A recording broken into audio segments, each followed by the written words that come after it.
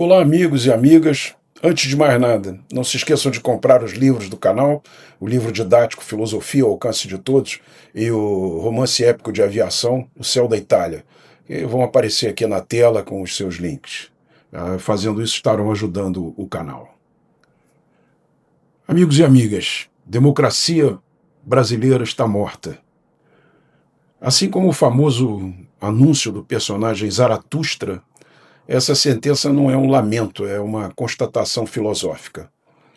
Da mesma forma que o homem moderno de Nietzsche matou Deus com o peso de sua própria razão e agora vaga sem rumo no deserto do niilismo, também nós, brasileiros, matamos a democracia sob o peso de nossa própria mediocridade. A promessa ilusória da Constituição de 1988, de um Estado justo, livre e participativo, degenerou em simulacro. O que nasceu como ideal de igualdade e soberania popular tornou-se um regime instável, corroído por paixões, ignorância e manipulação. Embora imbatível como método de escolha eleitoral, a democracia como forma de governo revela-se de extrema instabilidade, pois sua base conceitual repousa sobre uma abstração, a de que todos os cidadãos são iguais perante a lei. Dessa igualdade jurídica, então, decorre uma consequência inevitável. Todas as ideias, valores, opiniões e visões de mundo sustentadas pelos cidadãos passam a ter legitimidade equivalente nos espaços de poder. Assim, as sociedades democráticas tendem a ser necessariamente plurais, e o Estado, para se manter imparcial, assume o papel de árbitro agnóstico, laico e neutro, enquanto a sociedade se torna um mosaico de diferenças e contradições. No entanto, é justamente aí que reside a contradição fatal do sistema. A democracia exige homogeneidade e não dispersão. Para Carl Schmitt, um país só pode ser verdadeiramente democrático quando há identidade entre governantes e governados, entre os que mandam e os que obedecem. E essa identidade política e espiritual só é possível quando o povo compartilha um núcleo comum de valores, crenças e destino histórico. Quando a homogeneidade se perde, a democracia degenera em conflito e o Estado em palco de disputas inconciliáveis. Há momentos na história de um povo em que a própria ideia de Estado se desfaz e o poder deixa de ser soberano, então, para se tornar servil. E o Brasil, infelizmente, vive esse momento. Criamos um Estado que promete tudo, mas nada entrega, que se diz social, mas apenas multiplica a miséria, e que fala em liberdade, mas aprisiona cada gesto em leis, burocracias e privilégios corporativos. Serve apenas a uma casta oportunista de funcionários públicos. Sob essa égide, os baixos índices de produtividade, a crescente dependência dos programas de distribuição de renda e a mediocrização intelectual, junto com a anarquia moral que hoje imperam nas escolas brasileiras, são o retrato fiel de décadas de experimentação política, social-democrática e socialista. Em nome da justiça social, criou-se uma pedagogia da ignorância. Em nome da igualdade, consolidou-se a dependência. E, em nome da liberdade, destruiu-se a autoridade. As novas gerações foram educadas não para pensar criticamente, mas para repetir slogans, e não para produzir, mas para reivindicar. O país se transformou num imenso laboratório de engenharia social, onde a pobreza é mantida como projeto e a miséria convertida em capital político. É o estado total quantitativo de que falava Carl Schmitt, o estado das mil promessas, das infinitas disputas e da paralisia permanente. O estado que já não governa, apenas administra o caos. A Constituição de 1988, que nasceu sob o signo da conciliação, trouxe em seu ventre o germe da contradição. Com um viés neoliberal nas estruturas econômicas e social-democrata nos direitos sociais, ela construiu um colosso de papel. Um Estado que gasta mais do que produz, que legisla mais do que executa e que promete direitos impossíveis, sustentados por uma máquina tributária voraz e ineficiente. E assim, durante décadas, fomos governados por diferentes matizes do mesmo vício, da dependência. O assistencialismo virou um instrumento de poder. O funcionalismo se transformou num novo tipo de feudalismo. E a política num espetáculo de chantagem moral travestida de democracia. A consequência é o que vemos. Uma nação fraturada, moral e materialmente desarmada, estagnada economicamente, dividida regionalmente, intelectualmente anestesiada e à beira de uma grande convulsão social. Um povo que não luta para mudar sua condição, mas, por puro sebastianismo, deposita todas as esperanças de mudança na vinda de um líder messiânico qualquer. Um país que fala em democracia, mas teme a liberdade. A dinâmica dualista Estado-sociedade desapareceu. E o Estado, agora organizado por uma minoria da sociedade, intervém em todos os assuntos da vida social, porquanto todos os problemas sociais e econômicos converteram-se em problemas políticos. É preciso, portanto, que a sociedade retome o Estado, que o reconstrua e que o devolva à sua essência política, resgatando o monopólio do poder e a soberania da decisão para a maioria produtiva. Esse processo, inevitavelmente, não se dará de forma pacífica. A história mostra que essa ruptura inicial é quase sempre conturbada, e quanto mais retardemos esse enfrentamento, mais dolorosa e violenta será a purificação necessária. O Estado capturado por forças parasitárias não devolve espontaneamente o poder ao povo. É preciso arrancá-lo com sacrifício, coragem e sangue, se preciso for. As nações só renascem após o choque que separa os que servem ao ideal dos que se alimentam do vício. O preço da omissão é a guerra civil. O preço da ação, a redenção. Cada dia de inércia amplia o abismo entre os que produzem e os que saqueiam, tornando o futuro menos livre e o presente mais intolerável. Quanto mais tardamos o despertar, mais cruel será esse despertar. Uma vez retomado o Estado pela maioria participativa, ainda será necessário o estabelecimento temporário de um Estado total qualitativo, forte, hierárquico, centralizado, capaz de desfazer os excessos do Estado anterior e de impor novamente o sentido de unidade nacional. Um Estado que garanta à economia sua autonomia, mas à política sua autoridade.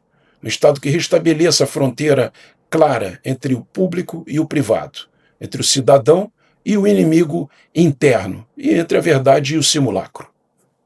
O liberalismo clássico, o verdadeiro, o que preza o mérito e a liberdade, só pode florescer em solo firme.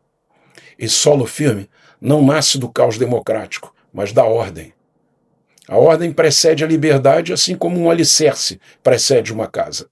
E por isso, só um Estado forte pode permitir futuramente a germinação de uma sociedade livre. Durante o governo Bolsonaro, com Paulo Guedes à frente da economia, o Brasil ensaiou dar esse passo. Guedes apontou o caminho, o da desestatização, da disciplina fiscal e da autonomia de mercado. Mas o projeto exigia algo mais que boas ideias econômicas. Exigia poder de decisão para mudar politicamente o que estava errado.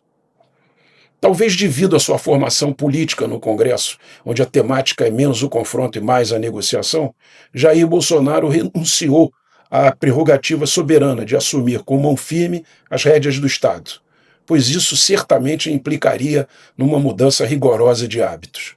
Em sua defesa, enfrentou desde os primeiros instantes de seu mandato a oposição total do que pode se chamar de Estado profundo, um sistema viciado que engloba todos aqueles que se beneficiavam dos regimes anteriores. Corruptos, em sua essência, que nunca se limitaram a jogar dentro das 4 linhas da Constituição. Apesar de amparado por uma expressiva legitimidade popular, faltou-lhe a determinação histórica para confrontar esse sistema e impor as reformas estruturais que poderiam ter direcionado o país a um ciclo de desenvolvimento e modernização, renovando o projeto, a disciplina e o senso de grandeza nacional.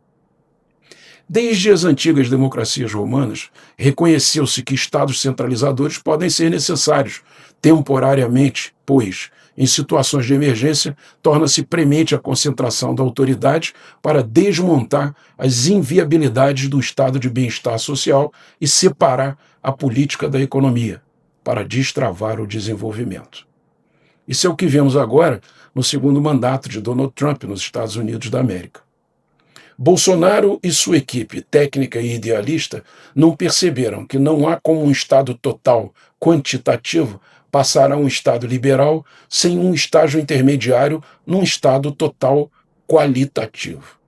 E o poder, que não ousa decidir, deixa de ser poder e volta a ser peça decorativa num sistema que já não reconhece autoridade alguma. O retorno da esquerda ao poder trouxe de volta o que há de mais deletério na política brasileira, que é o projeto de perpetuação no poder por meio da dependência econômica e moral das massas. E trouxe dessa vez uma consciência de que a sociedade foi acordada por Bolsonaro e que, desse modo, precisa ser subjugada o mais rápido possível. E daí as medidas inconstitucionais que se sucedem à luz do dia. Trata-se de um regime como um parasita social, que se alimenta da miséria que ele próprio produz, sustentando-se da ignorância e da servidão voluntária. Sob o pretexto de proteger as minorias e combater o discurso de ódio, o país mergulhou numa nova forma de tirania, o consórcio entre o Executivo e o Supremo Tribunal Federal, que, em aliança simbiótica, passou a controlar as instituições, cercear as liberdades individuais e sufocar a oposição. A censura de vozes dissonantes, o medo de pensar livremente e a manipulação da justiça tornaram-se práticas cotidianas. A democracia, já agonizante, foi, enfim, substituída por uma oligarquia togada e tecnocrática, escancarada, que se serve do aparato estatal não para governar, mas para dominar.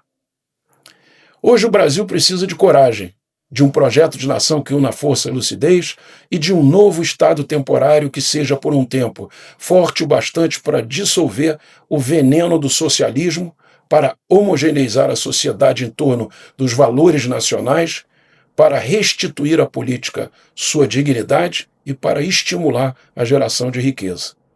Se não formos capazes de dar essa guinada na direção do progresso, do desenvolvimento e da racionalidade política, o destino do Brasil será a dissolução interna, uma guerra civil, fratricida, lenta e inevitável. O ressentimento fiscal, o desequilíbrio de forças e a manipulação política das massas assistidas vão corroer o tecido nacional até o ponto em que a unidade deixará de ser possível.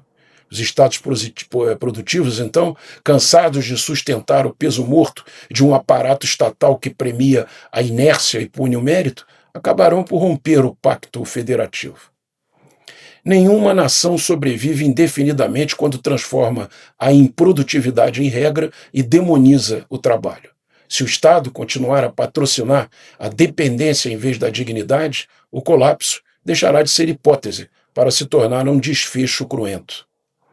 Cabe, portanto, à sociedade brasileira, ainda dotada de instinto de sobrevivência e amor à pátria, interromper o projeto em curso de destruição nacional. E esse dever histórico não pertence apenas aos governantes, mas a todos os cidadãos conscientes e, em especial, às Forças Armadas, depositárias do juramento de defesa da soberania e da integridade do Brasil. Pois quando o poder político degenera e ameaça dissolver o próprio corpo da nação, é dever moral e constitucional dos que empunham armas, as armas do Estado, restaurar a ordem, proteger o povo e reconduzir o país ao eixo da razão e do trabalho. Nenhum pacto democrático pode servir de escudo para a tirania travestida de legalidade, e nenhuma geração digna de sua história pode assistir inerte à ruína de sua civilização. Somente depois de banirmos o comunismo ateu e ineficiente de nossas vidas e instalarmos um Estado tampão que corrija os excessos do Estado total quantitativo e nos permita transitar de volta à virtude e ao bem comum, poderemos encontrar a verdadeira liberdade. Aquela que não nasce da anarquia, da vadiagem e da imoralidade, mas da consciência de um povo disciplinado, produtivo e moralmente ereto. Um povo capaz de decidir com clareza quem é amigo e quem é inimigo em seu meio, e de reconstruir, com fé e razão, um Estado digno de seu nome. Obrigado por me ouvirem.